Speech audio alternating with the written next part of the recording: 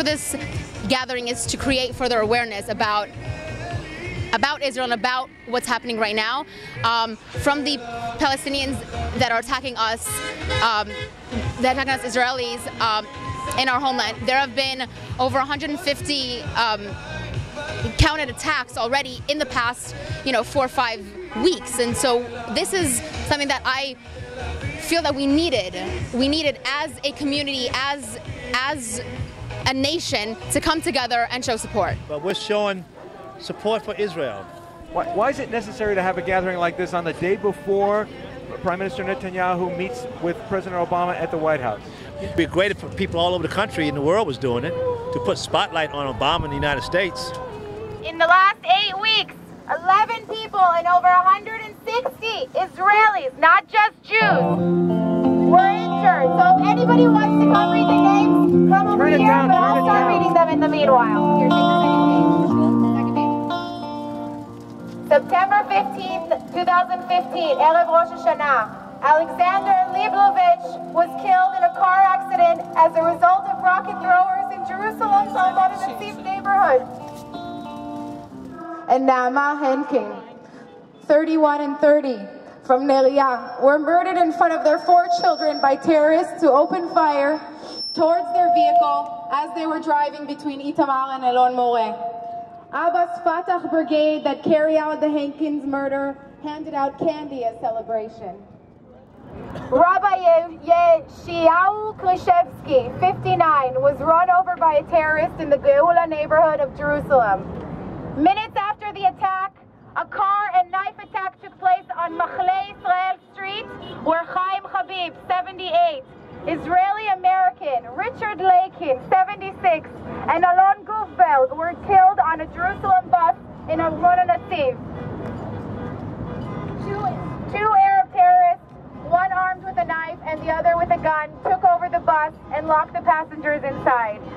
If I ask your people today, how many rockets do you think have been fired from Gaza towards Israel ever since Israel gave land for peace in August 2005? Over 24,000 rockets being fired from Gaza towards Israel since giving land for peace.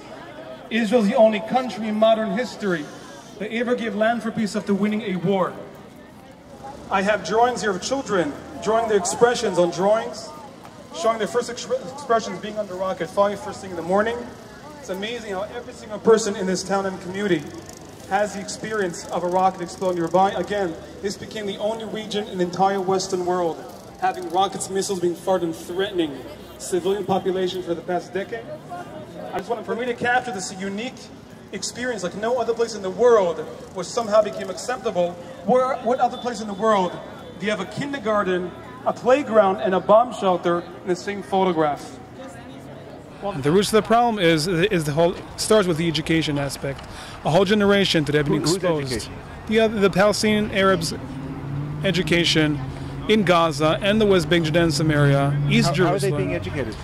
In the school books, they do not recognize the Jews having the right for the Jews of the country. There's no history of the Jews in this country. Calling for incitement, worshiping different terrorism, glorifying different terrorists that killed who knows how many civilians, naming schools, football matches under their names. That's basically glorifying terrorism. That's the ideology of radical Islam that for a Western mind, a little hard to understand what that actually means today. And that money is coming mainly from Western countries today, on top of the American, the American State Department. Now, people have been going months back and forth about the Iranian deal, about the nuclear power and all that, but people are forgetting you have between $100 and $150 billion assets for Iran, okay, being unfrozen. Who knows what kind of percentage of that goes directly to terrorism? We're the first ones to be exposed to that. The Israelis. So the Israelis, of course, on the Gaza border especially. So that's something that people did not put into account, or about over $100 billion of assets of Iran.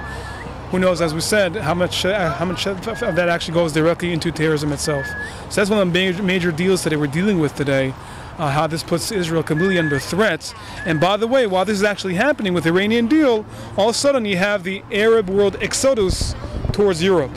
Why now, not 6 years ago? The exodus? The exodus of the Arab world coming up from the Middle East towards... How much of those Syrian refugees do you feel may be infiltrators for political gain? Yeah, well, it's a known fact that in Istanbul, the favorite passport today is a Syrian passport. If you're going to be a refugee, you should be a Syrian refugee.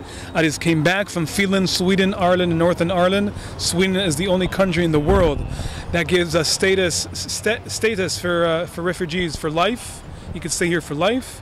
And it's causing a huge problems today. Having up to 2,000 people per day are entering the country itself. We know for a fact this is the beginning of the end of Europe as we know it today. And seeing it with my own eyes is something amazing as well. How what's happening in our region is shifting so fast. And unfortunately, again, this whole two-state illusion that unfortunately has been embedded to people's minds and hearts throughout the world, and that Jewish communities as well, is something tremendous. So we have to be saying that we have every single right just to live here in peace and security as Jews, as Israelis. We should be strong, having a stronger stand, saying that we should be doing what's right for our own people first of all. Well, the help that we need from the American public is to show that the incitement that goes on within the Palestinian Authority, within the Fatah, and within Hamas is not okay. We need to show on social media campaigns that Israel is not the aggressor, that Israel is defending herself, that innocent people also, regardless of their religion, Jews and non-Jews, an Eritrean migrant was also killed in the last wave of terror. So we want to show that not just Jews are being victims here, all Israelis, just simply for the fact that they're Israelis. So we would like the support of the American public. Go online, write your local congressman, tell them to stop funding the PA, to stop funding Hamas, because all that money goes to the wrong education and indoctrination of poor Palestinian children who don't know any better.